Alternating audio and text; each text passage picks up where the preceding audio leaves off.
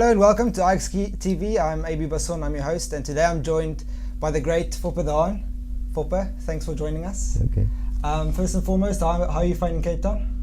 How it is in Cape Town? Yeah, Cape Town is beautiful.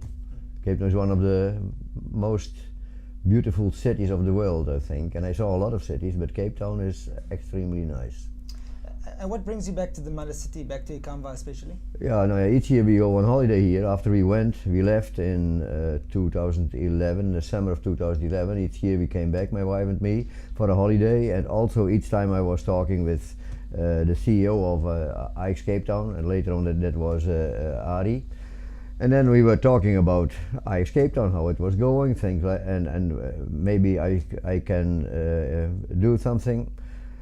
And when Hans Vonk came here, and I know Hans for a long time, then he asked me to come here and to help him with the build-up of a new youth system. No, yeah, and that's what I like. And then we can a combination of holiday and it's for me it's not work. It's just fun. So tell us a bit about this role and your relationship with Hans, because you guys met over 2 decades ago. Yeah, no, yeah, No, Hans was in my old club in Heerenveen. He was keeper for 8 years, and I was trainer there for almost 20 years. Yeah. So I had Hans a long time. I know him very well. And later on, he was manager there, and then they had a lot of trouble, and then I was a kind of technical advisor. No, and then when he came here, and he asked me to help him again. And then I couldn't say no, because he's a little bit a son for me. I'm 73, 4, and he is 45, 46, I think. So but we have a very good relationship, and I like to help him. And I have a lot of knowledge about football, so and I like also to tell my story about football. What did I learn during my period, and I want to tell other people what I learned, and I want to give it a kind of legacy. Oh yeah, and that's real nice to do. Foppe, for the past 20 years, Ajax Cape Town have played a huge role, I feel, in nurturing talent for South African football. But in comparison to Europe, do you think we still have a long way to go? Oh yeah, you have to bring up the total level has to be higher. If you want to play on a high level, then the PSL has to play on a higher level, I think. And the national teams, not just the first team, but also the youth teams, has to play on a higher level. And they have to go to the World Championship, because you learn a lot. And the youth teams also have to go to the African Championship. Then you learn a lot. And then Ajax must play a big role in that. In each group must be 2-3 players from Ajax on each age in a national team. Now, yeah, and if you look at the national team now, Clayton is playing and Leogang is playing, and they were all, Tulani Satswai was playing, and if you should do normal, Tulani Serrero should play. So there's a lot of Ajax players. That's okay, but you have to go to a higher level.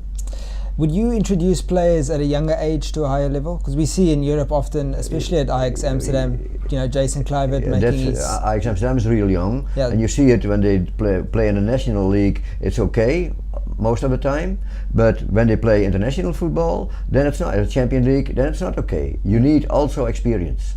But the third thing here you have to do with the youth teams to play better and to play more, or to train better and to train more. So you have to make a program that when they go to the first team, they must be ready, and for the first team. Now that's one of the first things you have to do.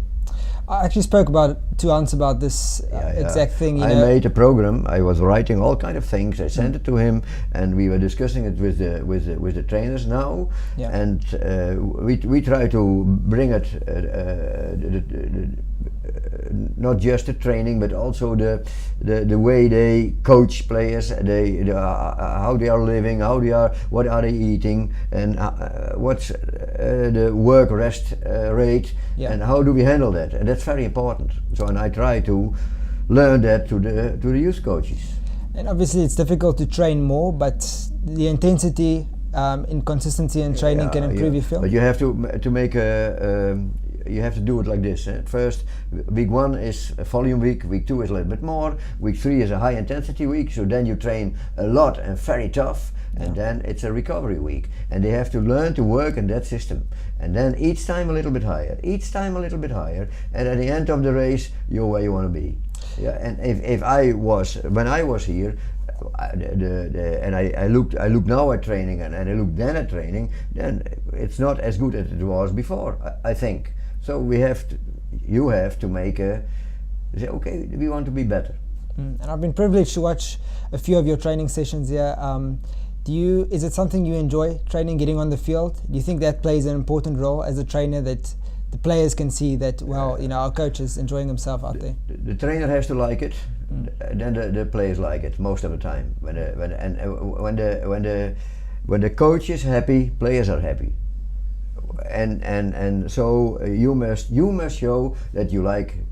It's not just work, it's a real nice job, and you have to show it each day on the field. And when you do that, players like it, and they look at you and say, okay, we go, come on. Now that must be the attitude.